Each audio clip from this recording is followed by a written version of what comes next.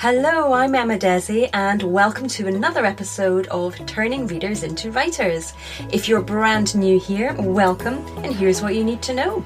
This is a community that believes you are never too old to write your first novel. No matter what you've been up to until now, if you're ready to write your book, I'm ready to help you reach the end. I focus on helping you find the time and confidence to begin your writing journey, as well as the craft and skills you need to finish the book. Each week I interview debut authors, editors and industry experts to keep you motivated, inspired and educated on all things writing, editing and publishing. If you want to catch up, head on over to emmadesi.com, where you'll find a wealth of information and tools to help you get started. Before we dive in, this week's episode is brought to you by my free cheat sheet, 30 Top Tips to Find Time to Write. In this guide, I give you 30 ways that you can find time to write in the small gaps that appear between the various errands and tasks and responsibilities that you have in your day-to-day life. Now, you might be thinking that you don't have any time to spare, but I can guarantee these top tips will give you writing time you didn't think you had. If you thought writing always involved a pen and paper or a keyboard, think again. If you thought you needed at least an hour at a time to write your manuscript, I help you reframe that. You won't be disappointed. Get your free copy of 30 Top Tips to Find Time to Write by going to emmadesi.com/30 Top Tips. Okay, let's dive in to today's episode. Hannah Bauman loves helping writers polish their stories and get published. She's been obsessed with stories since childhood and insisted she'd grow up to be an author. In high school, she actually enjoyed analysing assigned readings, but it was when she got to university that she discovered her true calling, editing.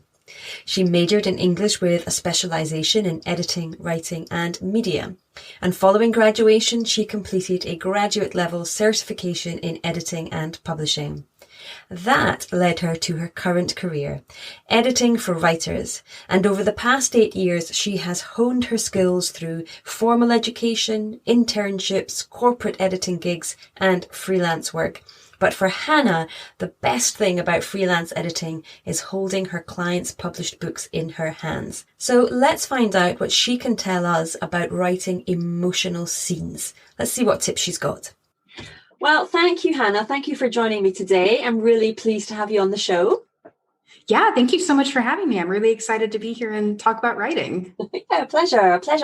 So I wonder if you could tell us a little bit about you and your journey to where you are now. Sure. So I'm Hannah Bauman. I am a book editor by day and a fiction writer by night. I started, like a lot of writers, I always had an interest in writing stories from when I was very little. And I always loved, reading and fantasy books. And I would play out my fantasy books with my friends in the backyard and all of that growing up. So I think it's always been a natural path for me. I took a little deviation in high school where I thought I might want to be an astrophysicist, but I quickly learned that even though I was good at calculus, I hated it. I'm sure as many people find, math is not fun. So when I got to college, I went back to my roots of writing and my interest in that. And through my coursework, I kind of stumbled into editing as a career and a skill set and just absolutely fell in love with it. So yeah, since 2011, I've been editing in professional capacities. Okay. So that's so a question I would have for you then, because we hear a lot about how, writing a first draft is one set of skills, revising and editing is another set of skills. How do you find kind of swapping between the two? Is that, how do you do it? Yeah, it's so funny. That's something that I still have to work on for myself. Like it's something that I have to practice daily. Because it's so hard. And I think I hear this a lot from clients, right? That it's so hard to go from writing to editing, or as you're writing to stop yourself from editing. It's either one problem or the other. So it's just, I have to think about, your first draft is your first draft. It's supposed to be messy. That's the creative process. It does not have to be anywhere close to done. It's about getting all your ideas out, getting them on paper, kind of building the skeleton of your story or the foundation, if you want to compare it to a house. And then editing, if we go with the house metaphor, that's like where you paint the walls and where you can, decorate and things like that. Just for all my type A writers out there, just know it's a process and you can just go step by step. Yeah, I do hear that from a number of people that just got to tweak it. Just got to tweak that as I go along. I can't move on until I've fixed that bit, that one line. Yeah. With the draft that I'm working on right now for my writing, my rule for myself is I'm allowed to self-edit it only after I write the whole chapter, and then I have to let it sit until the next day. That's how I have found my balance. If I really want to go back and edit that sentence and I need to push through the drafting, so maybe that will help somebody. Yeah, you get tough with yourself. I do. Yeah, I have to set boundaries with myself. So with your editor hat on, yep. What kind of books do you work on with your clients? Do you have a preference at all? Yeah, so I've pretty much specialized in fantasy, science fiction, and romance books. They're what I love to read, what I love to write, what I love to edit. So I know them like the back of my hand.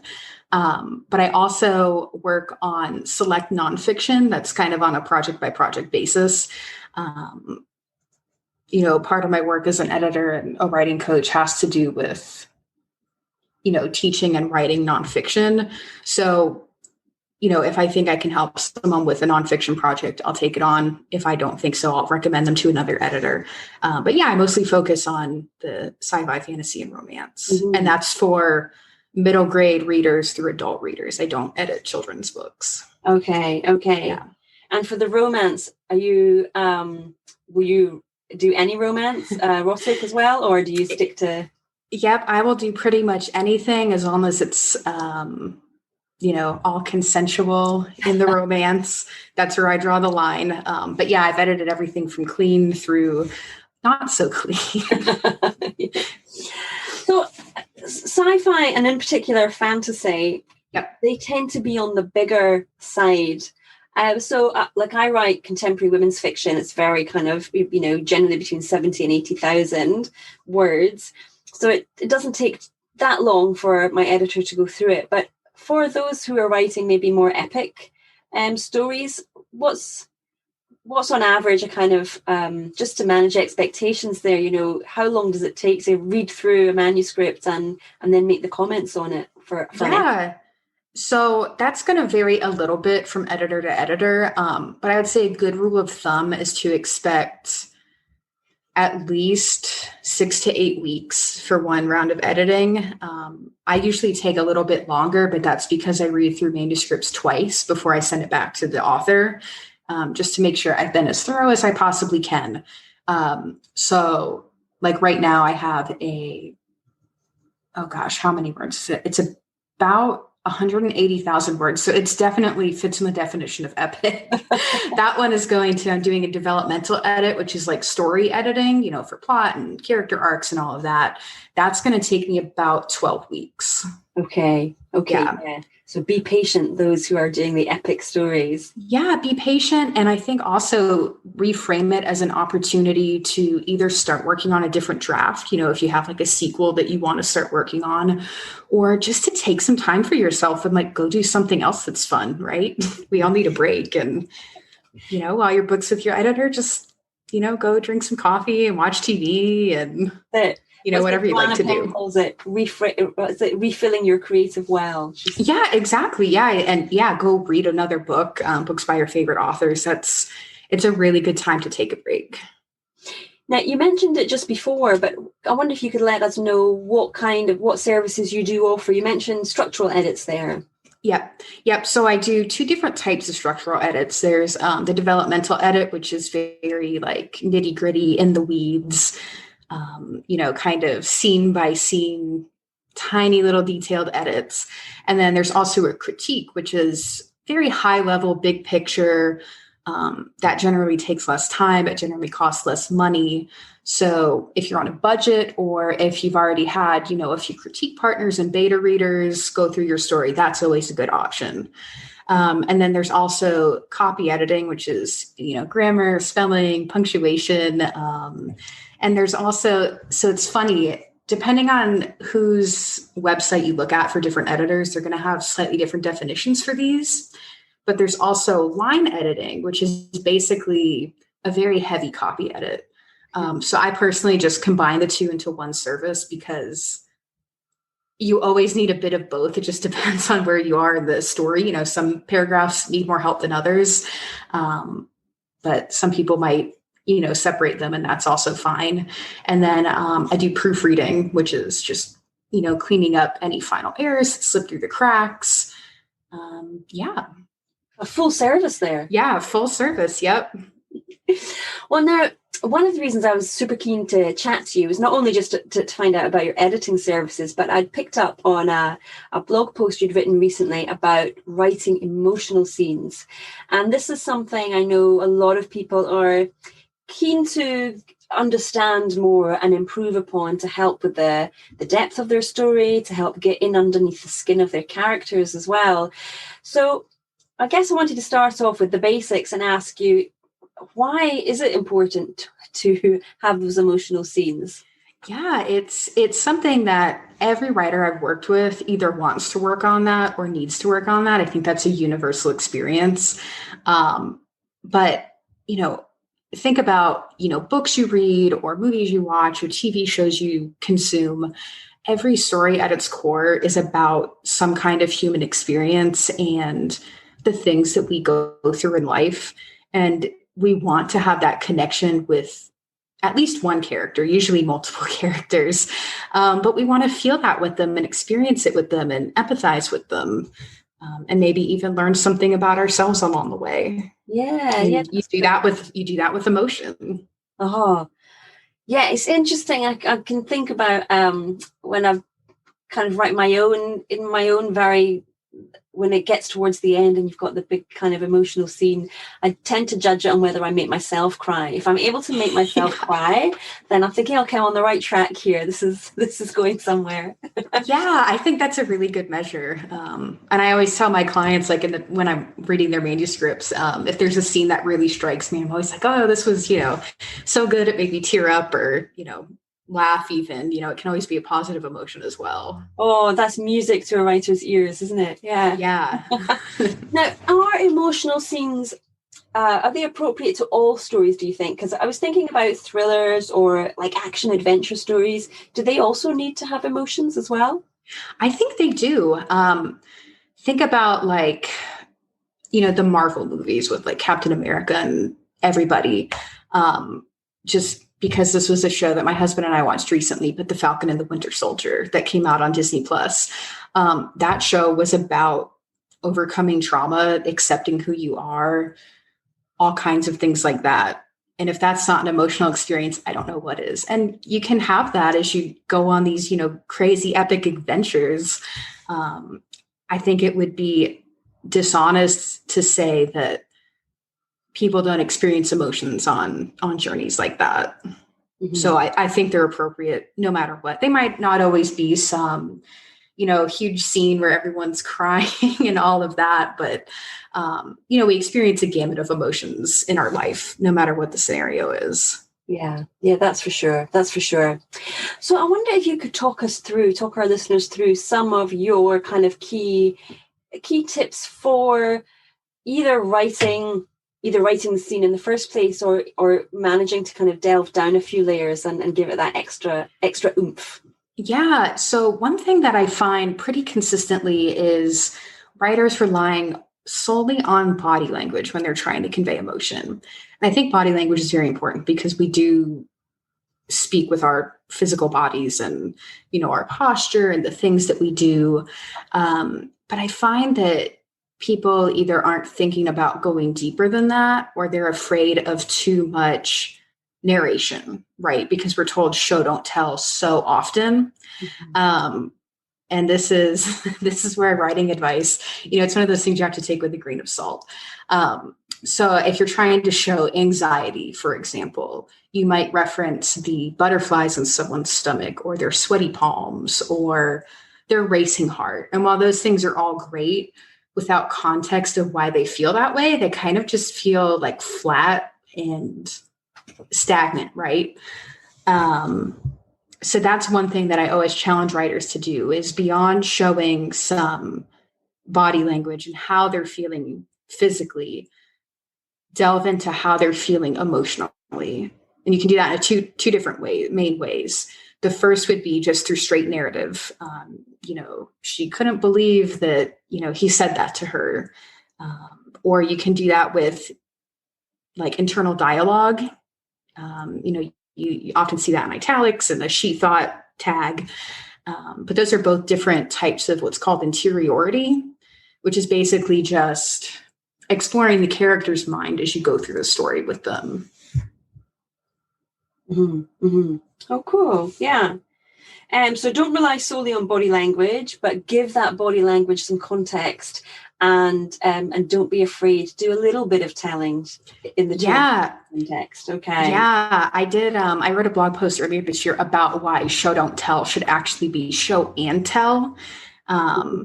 Because, right, it's one of those things where if it's all imagery and all body language, but zero context, people can't read between the lines too much. You have to give them a nugget here and there of those experiences and what your character's thinking and feeling. Yeah, absolutely. I think that's something I've slowly been realizing myself.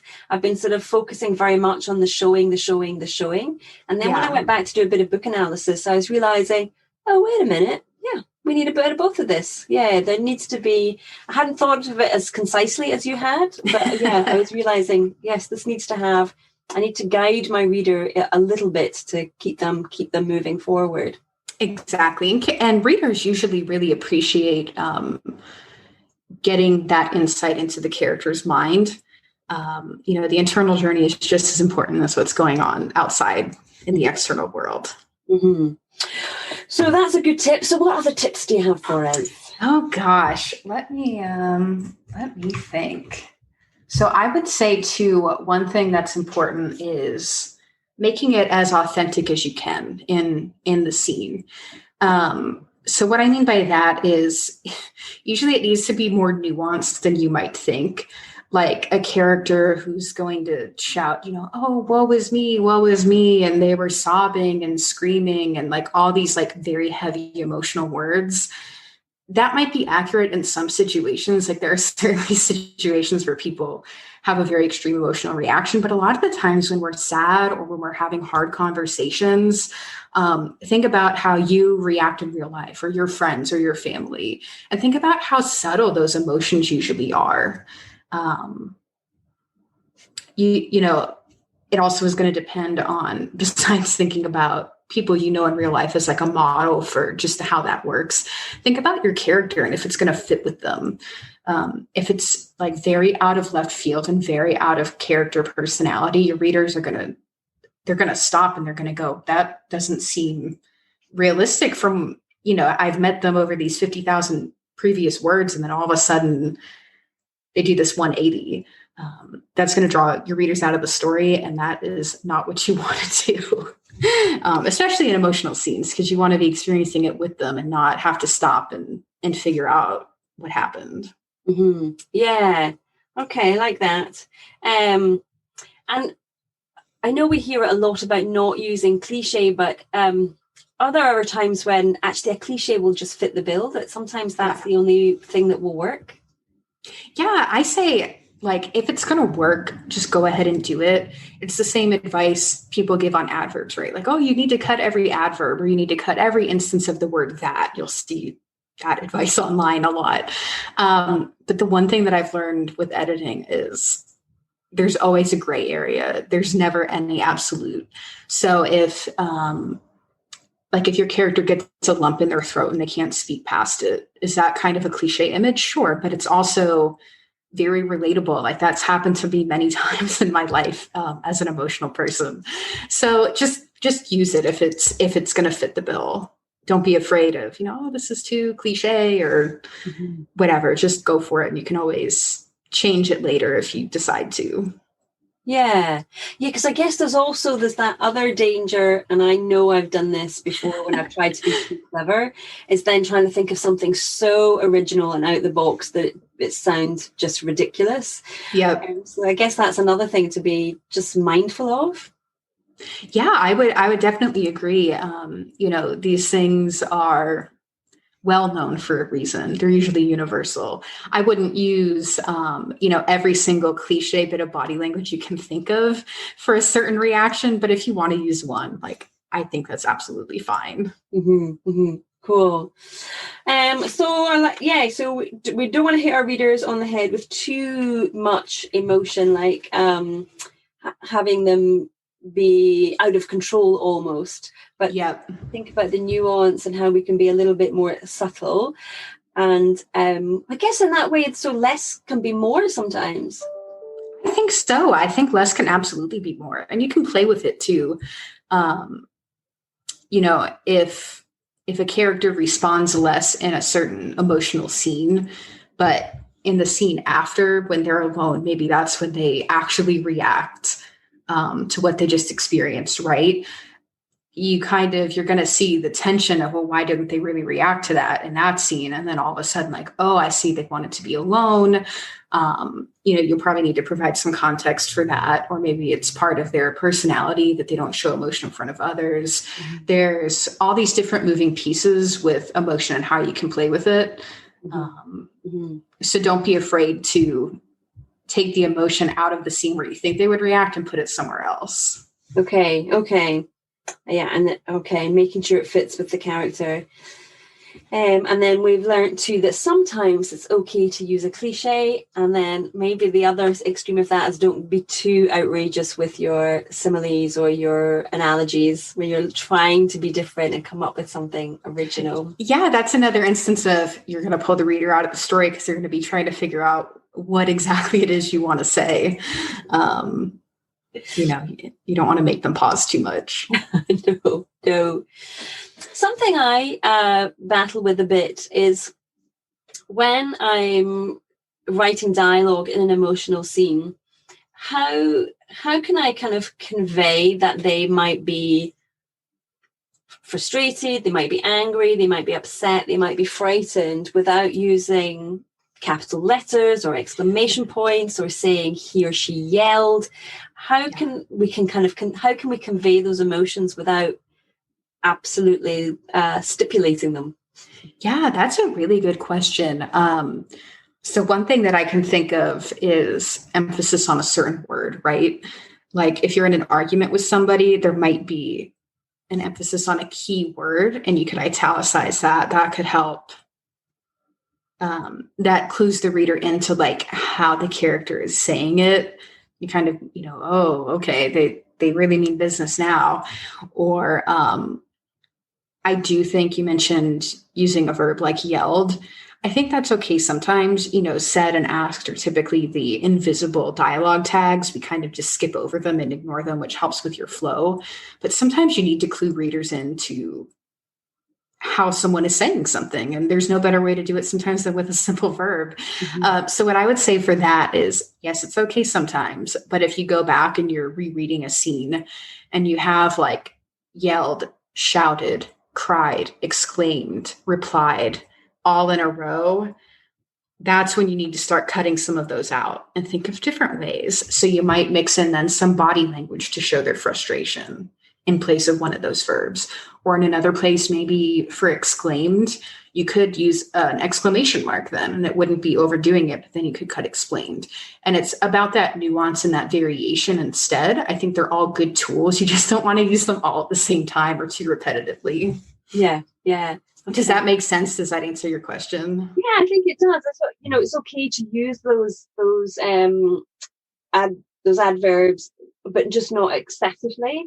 And careful where you use them, and kind of almost keeping them for emphasis, to really hit home with a particular point.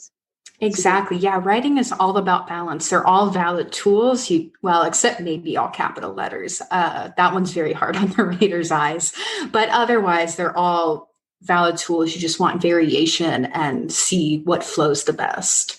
And I don't know if anyone on your show has ever mentioned this, but in Microsoft Word, you can actually have the computer read aloud to you. So if that's something that your listeners might be interested in, that I find as an editor, I use this all the time. You can then literally hear how the scene sounds. And of course, it is a robotic voice, so it lacks a little bit of that emotion that an audiobook might, but you get the idea. You can hear the repetitiveness of certain things that your eye might stop catching after a while. Yes, that's a really good point. What a great tip, people. Yeah. Yeah, I love that one. When I mentioned earlier that I do 2 reads of every manuscript. On my second read, I always have the computer read stuff out loud to me because you can catch even more that way. So whilst you're listening, are you reading it at the same time so that you're following, or are you kind of eyes closed listening? No, I follow along with the text. I read it as I listen.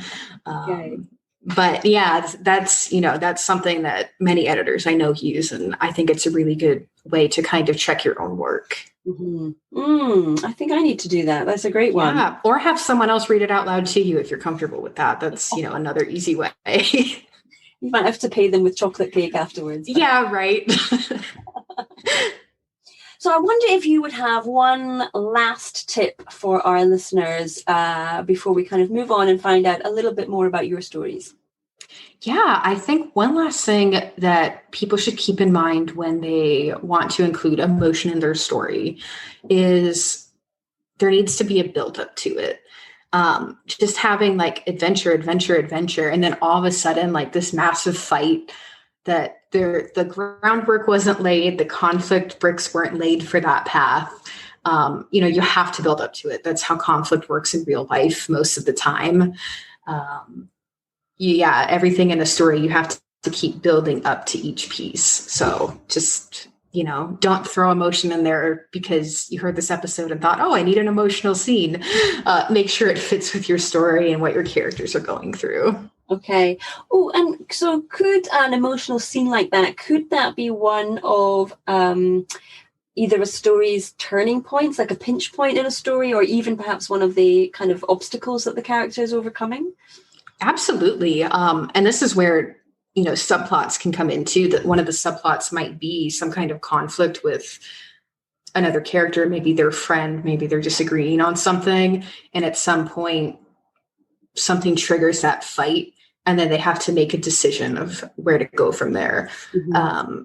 That's how stories move forward, is there's always a conflict, a decision, and then their action on that decision. And then the cycle repeats itself. Mm-hmm. You can use an emotional scene for just about anything as long as it makes sense. I like that. Yeah. Oh, well, thank you so much for that, Hannah. Some really good tips for our listeners there. I really appreciate that. I know it's part of the ongoing learning of the craft, isn't it, to get those emotions right? Yeah, and just keep practicing and have fun. And if it doesn't work out the first time, just revise the scene until you get it right. Yes, that's what revision is for. Get that dirty first draft down, and then you can revise. Exactly. So I want to loop back to the beginning of our conversation, because I don't think I realized this from reading about you, that you write your fiction in the evening. I only saw that you're about your editorial services. So I'd love it if you'd share with us a bit about what you write and where you're at in your writing career. Sure. So I've self-published 2 nonfiction books for creative writers. One of them is called Productivity for Creative Writers, which is about, how you can be productive but find balance in your life, because I think that's very important. And then the other is like a prompted writer's notebook, like it has questions for, character development and all that good stuff. But for my fiction career, I've been kind of stuck for a while. I write, it's on the border of young adult, new adult fantasy. I know new adult is not really a thing in the traditional publishing world as much as it is in self-publishing. But yeah, I'm working on a new adult fantasy story, hopefully a trilogy. That's the plan. And I wrote my first draft in like 3 months, all the way back in 2019 for NaNoWriMo. And then I just fell off the horse with everything that happened in 2020. But I'm recently getting back into it. I have an accountability partner and one of my editor friends. she and I are both fiction writers by night. So we write together and, we read each other's stuff. So that's very helpful. And I'm already about 20,000 words in, and I just started working on that this month. So, gosh, we're only at the beginning of the month. Oh, no, sorry. It's May now. At the beginning of April. I always forget what day it is now. But yeah, so I started that at the beginning of April of 2021. And I'm hoping to have a polished draft by maybe the end of the year or early next year. And so do you find giving yourself a deadline? Do you like to do that for your fiction work, or do you prefer to take it just a bit more easy with your fiction work? I do like a deadline, but I kind of view it as a flexible deadline. I'm very type A. So it's very helpful for me to have that, but I also know that there's not really any pressure besides what I'm putting on myself. So I think it's helpful for my own flow of writing. But if something happens, or, if I got sick for a week, it wouldn't be the end of the world. That's how I view my personal deadlines. Yeah.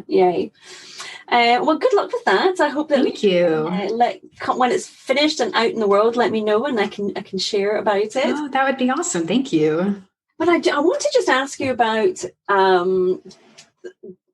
You raised up such an interesting point about what's in the traditional world and what's not in the traditional world. So you mentioned there that young adult and new adult. So young adult is well established now. New adult, you mentioned, not so much, particularly within the traditional world.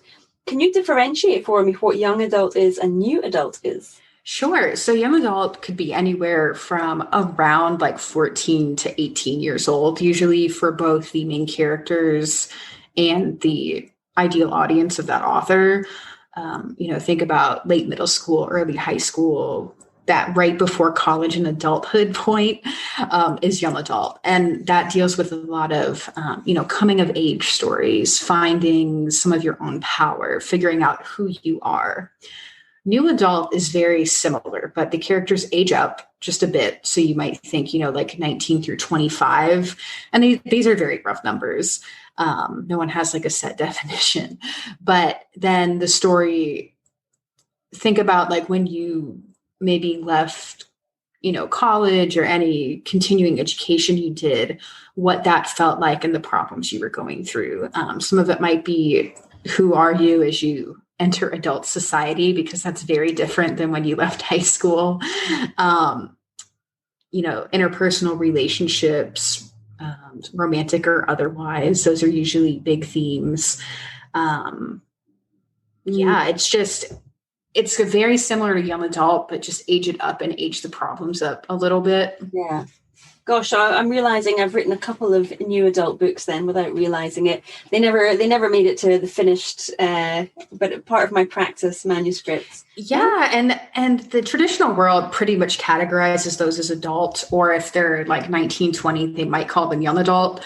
But in the self-publishing world, there is actually a pretty big readership for new adult age books, especially I find in fantasy.